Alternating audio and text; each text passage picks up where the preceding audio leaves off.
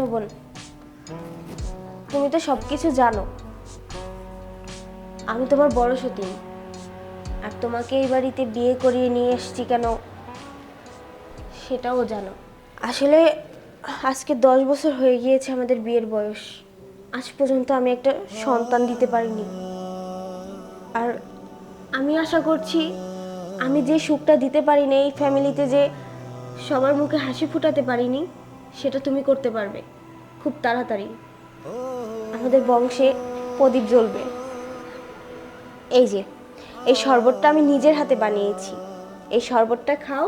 শরবতটা খেলে তোমার শরীরে অনেক এনার্জি আসবে, অনেক সুন্দর করে বাসর করতে পারবে। এ নাও, শরবতটা খেয়ে নাও।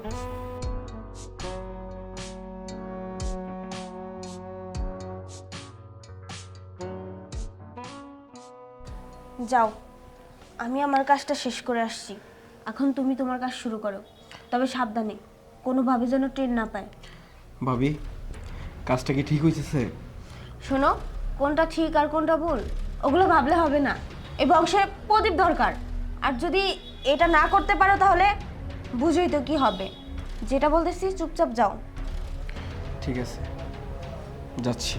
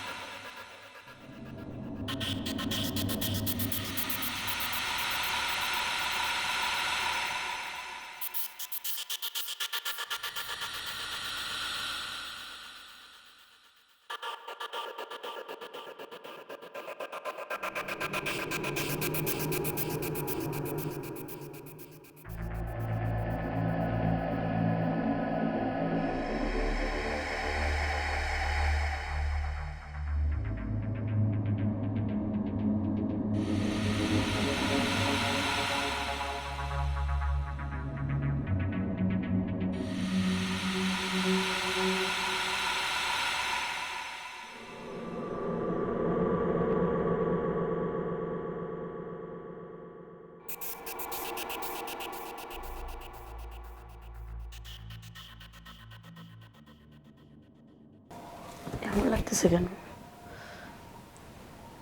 এই যে শুনছো, ওঠো না। ও শরীরটা যেন কেমন লাগতেছে, এরকম লাগতেছে কেন হঠাৎ করে? ওই যে হয়েছে কি, তুমি রাত্রে শরবতটা খাওয়ার পরে না হয়তো ঘুমিয়ে পড়ছিলা, আর সারাদিন অনেক ধকল গেছে আর শরীর ক্লান্ত ছিল, তাই হবে। যাও গিয়ে ফ্রেশ হয়ে নাও। হতে পারে, আচ্ছা ঠিক আছে।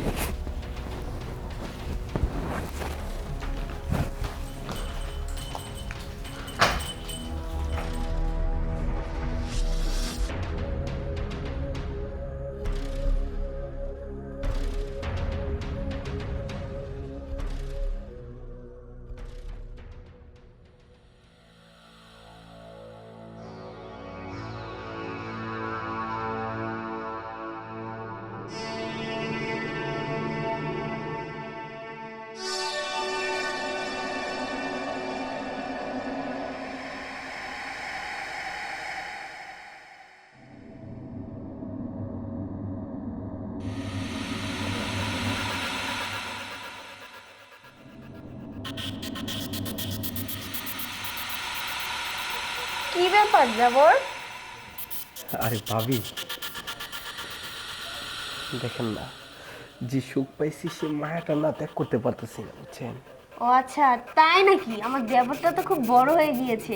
আমি তো প্রথম মনে করেছিলাম না, কিছুই হবে না। এখন তো দেখতেছি প্রেম প্রেম ধরছে, তাই না? আর এটা প্রেম রোগ না তো ভাবি, এটা তো মন রোগ, মনে ধীরা। আচ্ছা ভাবি, একটা কথা কই, আজকে যদি ডোজটা বাড়ায় ডাবল দেওয়া যায়, ধরেন সারা রাতের জন্য, তাহলে একটু ভালো হতো না? শোনো দেবর, আমি ভালো করে একটা কথা বলি, তুমি সুখ নাও, মজা নাও, যা ইচ্ছা তা নাও, তাতে আমার কিচ্ছু যায় আসে না। তবে আমি যেটা চাই সেটা কিন্তু খুব তাড়াতাড়ি পেয়ে যাই, না হলে কিন্তু সব কিছু হয়তো টের পেয়ে যাবে। যেভাবেই হোক আমার জিনিস আমার লাগবে, আর কিছু বুঝতে চাই না আমি।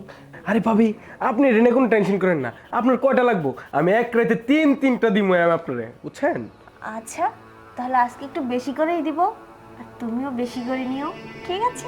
ঠিক আছে, তাহলে আজকে রাত্রে ওই ডাবল করে ডোজটা দিয়ে দিয়েন, আর আমি একটু বেশি করে মজা নিয়ে নিব না। আচ্ছা ঠিক আছে। তাহলে ভাবি, আমি বাজারে যাই, একটু ফল ফ্রুট নিয়ে আসি, খাওয়ার একটা শক্তি প্রয়োজন আছে না? ঠিক আছে, যাও। গেলাম।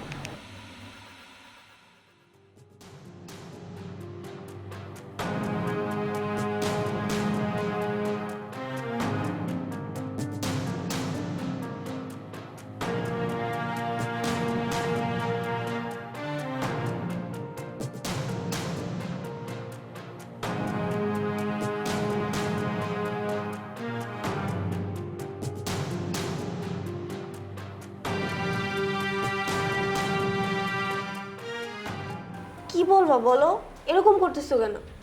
আচ্ছা শোনো না, বলছি আমি তো তোমাকে ভালোবেসে বিয়ে করে এনেছিলাম, তাই না বলো? যে কোনো একটা কারণবশত আমাদের বাচ্চা কাচ্চা হচ্ছিল না, আর তুমি নিজে পছন্দ করে একটা মেয়েকে এবারের বউ করে এনেছো। আমরা কি ওর সাথে কাজটা ঠিক করছি? ও যদি বিষয়টা জানতে পারে সমস্যা হয়ে যাবে না? আরে বোকা, ও কিভাবে জানবে? ও তো জানে যে তুমি ওর সাথে থাকতেছো, আর আমরা যে কোন দিক থেকে চাল কোন দিকে নিয়েছি সেটাও কিভাবে বুঝবো? ও তো ঘুমিয়ে থাকে, ও কিচ্ছু বুঝতে পারবে না। আর তুমি এত ভয় পেও না তো। শোনো, আমিও তোমাকে কম ভালোবাসি না, শুধু যে তুমি আমাকে ভালোবাসো ওরকম না, তোমাকে আমি ভালোবাসি বলেই তো এই প্ল্যানটা করেছি। কি করব বলো, তোমাকে তো এখন আমি ছেড়েও যেতে পারি না। আর আমার ফ্যামিলি যদি জানতে পারে তোমার কাছ থেকে তো আমাকে নিয়ে যাবে, অন্য একটা জায়গায় বিয়ে দিবে। তুমি তো সব কিছু জানো, তারপর না জানার ভান করছো কেন? হ্যাঁ জানি তো, আমার লক্ষ্মী বউটা তবুও নিজের স্বামীর ভাগ ছাড়বে না। ঠিকই তো আসছে, আমি কি দিব তোমাকে ওর সাথে ঘুমাতে? শোনো, এই জন্যই তো তোমার ছোট ভাইয়ের সাথে সব কিছু করাচ্ছি। তুমিও না অনেক দুষ্ট হয়ে যাচ্ছ দিন দিন। বুবু, তোমার সাথে কিছু কথা ছিল। হ্যাঁ বলো, কি বলবে? আসলে ইদানিং না আমার যেন কেমন কেমন লাগতেছে। কেমন লাগতেছে? এ মাথা ঘুরতেছে আর বমি বমি, আর কেমন যেন শরীরটা দুর্বল লাগতেছে। হোগো, খুশির খবরই তো। আরে তুমি তো মা হতে চলেছো তাহলে। আমাদের বংশে প্রদীপ আসতেছে, সত্যি অনেক খুশি হয়েছে আমি।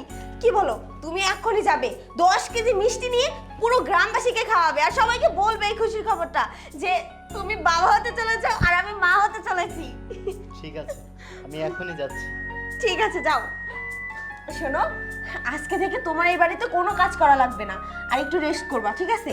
যখন যা লাগবে আমাকে বলবে, তোমার যেটা খেতে ইচ্ছে করে শুধু আমাকে একবার বলবে, আমি সব কিছু খাওয়াবো তোমাকে, ঠিক আছে? আচ্ছা একদম কাজে হাত দিবে না কিন্তু, আজকে থেকে তুমি রেস্ট করবে, ঠিক আছে? যাও। আচ্ছা। যাক, আমার স্বপ্ন আশা সব পূরণ হবে, বাচ্চা হবে, আমি অনেক খুশি হয়েছি।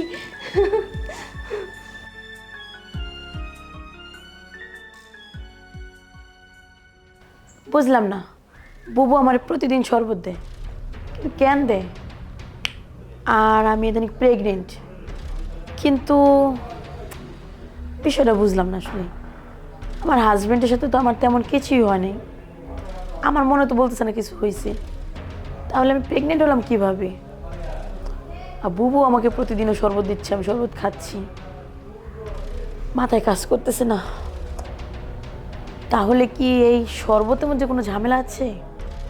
আজকে এই শরবত খাবো না, দেখি আসলে কোথায় ঝামেলাটা। হাজব্যান্ডের সাথে সময় না কাটিয়েও যদি প্রেগনেন্ট হই, আজকে বিষয়টা দেখতে হবে, সব বিষয়টা কি।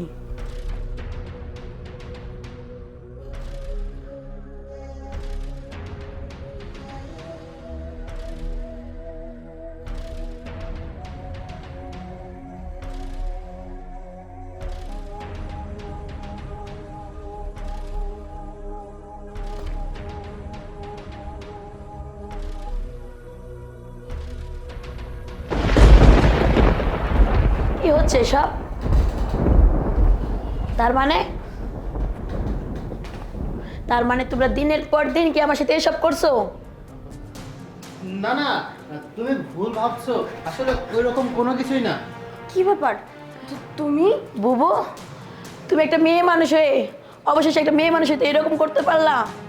আসলে তুমি ভুল ভাবতেছো, এদিকে আসো, ব্যাপারটা বোঝার চেষ্টা করো, তাহলে সব ঠিক হয়ে যাবে।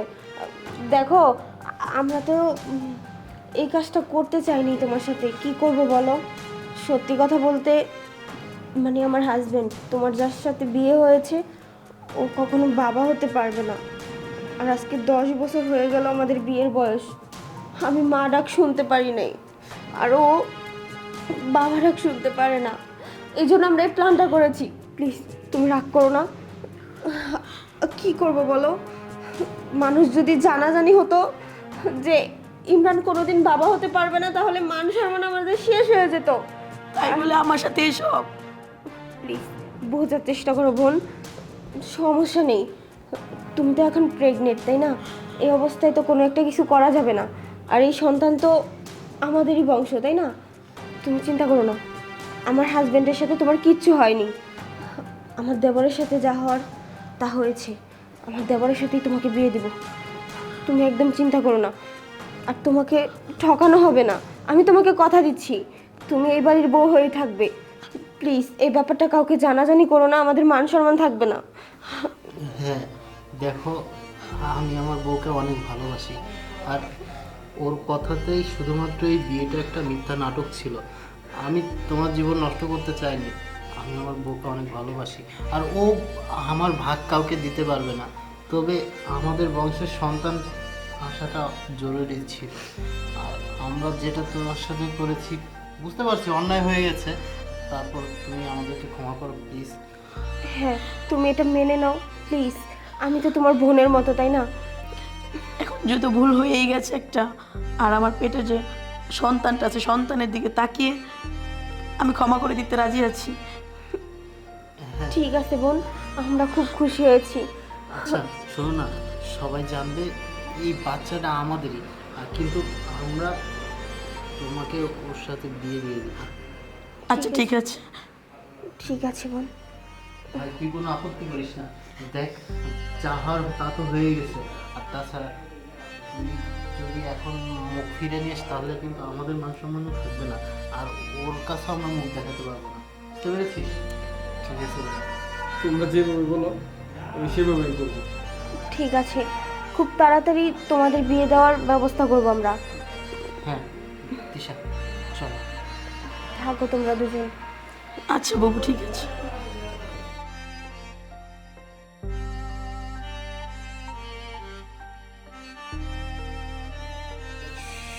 শোনো, ভাবি হোক যেই হোক, আমাদের ভাই এবং ভাবি যেটাই করছে তারা তাদের ভালোর জন্য এবং আমাদের মঙ্গলের জন্যই করছে, আমাদের বংশের প্রদীপ জ্বালানোর জন্যই করছে।